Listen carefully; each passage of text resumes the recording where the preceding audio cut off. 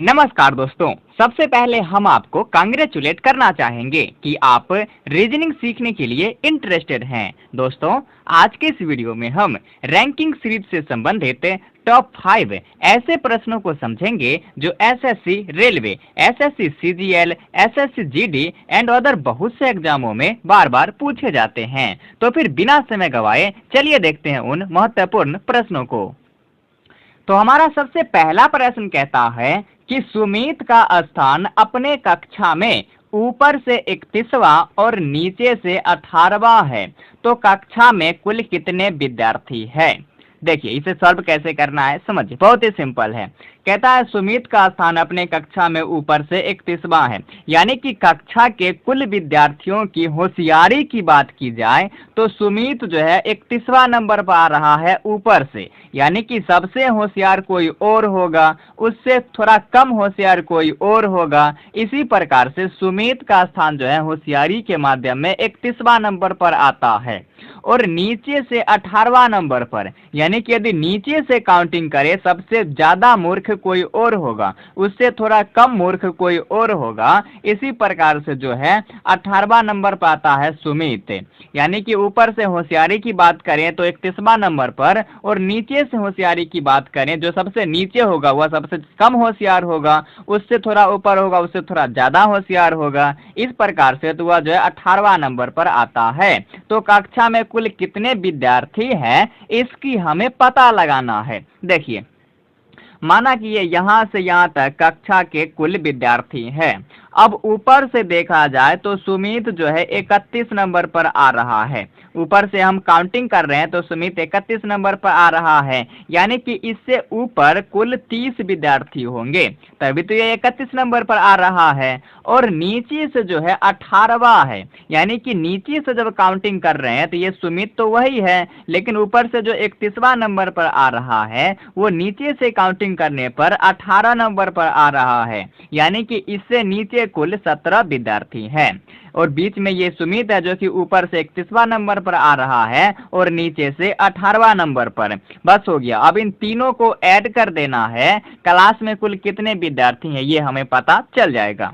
देखिए, 30 और 17 कितने हो गया, तो 47। अब इस 47 में एक ये सुमित है जो कि ऊपर से 31वां नंबर पर आ रहा है और नीचे से 18वां नंबर पर, तो 47 प्लस 1 कितना हो जाएगा, 48, यानी कि कक्षा में कुल 48 विद्यार्थी है। चलिए आगे देखिए।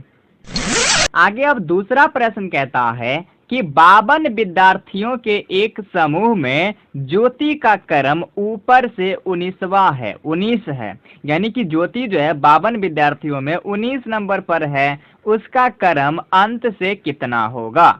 ए में कहता है 20, बी में कहता है 32, सी में कहता है 34, डी में कहता है 35। देखिए, ये भी बिल्कुल सिंपल सा ही है।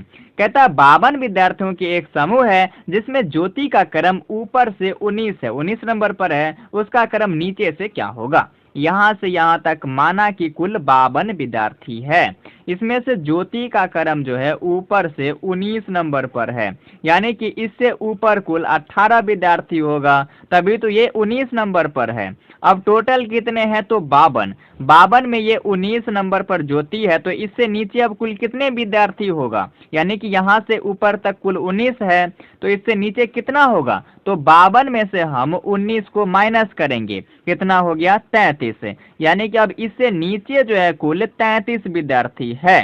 चलिए, अब कहता है कि उसका क्रम अंत से कितना होगा, अंत तो यही नीचे ही है, नीचे से कितना होगा, तो नीचे से हम जाएंगे ये 19 नंबर तक, तो इसके 19 के नीचे कुल कितने विद्यार्थी हैं, तो 33 विद्यार्थी है। अब नीचे से काउंट कर रहे हैं तो 33 के बाद ये 19वां नंबर क्या स्थान पर आएगा, तो 33 के बाद 34 स्थान पर आएगा, यानी कि ये 19 नंबर पर ज्योति जो है ये ऊपर से तो 19 नंबर पर आ रहा है, लेकिन नीचे से हम काउंट कर रहे हैं तो ये 52 विद्यार्थी में 34वां नंबर पर आ रहा है, क्योंकि इससे नीचे कुल 33 विद्यार्थी है, तो ये जो है 34वां नंबर पर आएगा। तो पूछ रहा है उसका क्रम नीचे से अंत से कितना होगा, तो 34 होगा।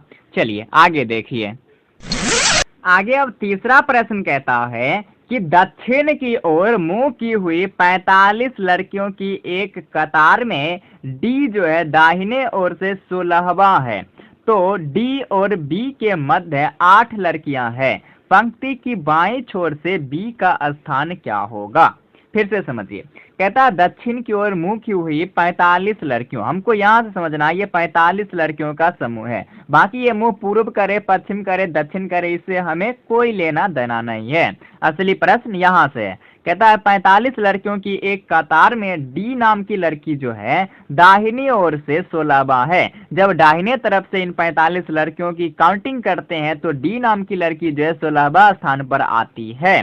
डी और बी के मध्य 8 लड़कियां हैं। डी नाम की लड़की और बी नाम की लड़कियों के बीच जो है 8 लड़कियां और है। पंक्ति की बाईं छोर से यानी कि बाईं तरफ से जब काउंटिंग करेंगे तो बी का स्थान क्या होगा? देखिए, माना कि यहां से लेकर यहां तक कुल 45 विद्यार्थी है, 45 लड़की है। अब कह रहा है दाहिने ओर से डी जो है दाहिने ओर से 16वां है। दाहिना किधर है? इधर से हम काउंटिंग करते हैं तो ये डी नाम की लड़की जो है ये 16वां स्थान पर आती है। अब कहता है डी नाम की लड़की और बी नाम की लड़की के मध्य 8 लड़कियां हैं। अब हमें बी को देखना है कि बी कहां पर है। डी और बी के मध्य 8 लड़कियां हैं। अब यदि डी बी को बी इधर है या फिर इधर है, इधर भी हो सकता है 8 लड़कियां इसके बीच में, इधर भी हो सकता है 8 लड़कियां इसके बीच में, लेकिन यहाँ बोला ही नहीं जा रहा है कि बी किधर है। या यदि कहता बाईं तरफ है तो यहाँ से हम काउंटिंग करते, और यदि कहता दाईं तरफ है तो हम यहाँ से काउंटिंग करते, लेकिन ये बात इसमें बोला नहीं जा रहा है। आगे कहता है कि पंक्ति की बाईं छोर से बी का स्थान क्या है। बाईं किधर है? तो इधर है। इधर से पूछ रहा है बी का स्थान क्या है, यानी कि बी कैमा नंबर पर आ रहा है। अब देखिए, डी के बाईं तरफ भी बी है और दाईं तरफ भी बी है। अब यही नहीं पता चल रहा है कि ये जो है किस बी की बात कर रहा है। ये पूछा गया प्रश्न है, पंजाब सिंध बैंक क्लर्क 2010 में पूछा गया था। ये जो है कह रहा है अब बाईं छोर से बी का स्थान क्या है। अब हमें यही नहीं पता चल रहा है कि ये किस बी की बात कर रहा है, बाईं तरफ वाला बी की या फिर दाईं तरफ वाला बी की। यदि कह देता कि जो है डी से बाईं तरफ एक बी है, इसके मध्य कुल 8 लड़कियां हैं, तो प्रश्न पूरा हो जाता, लेकिन ये प्रश्न अधूरा है। तो सही आंसर क्या हो जाएगा? डी नंबर हो जाएगा कि आंकड़े अधूरे हैं। चलिए आगे देखिए। आगे अब चौथा प्रश्न कहता है कि 80 लड़कों की एक कक्षा में एक लड़के का योग्यता श्रेणी में ऊपर से 43वां स्थान है, उसका नीचे से कौन सा स्थान होगा? ये भी बहुत ही सिंपल सवाल, ये एसएससी 2011 में पूछा गया प्रश्न है। कहता है 80 लड़कों की एक कक्षा में एक लड़के का योग्यता श्रेणी ऊपर से 43वां है। माना कि यहाँ से यहाँ तक कुल 80 लड़के हैं। अब इस श्रेणी में जो है ऊपर से एक लड़के का योग्यता श्रेणी 43वां है, यानी कि इससे ऊपर कुल 42 लड़के होंगे, तभी तो यह 43 नंबर पर आ रहा है।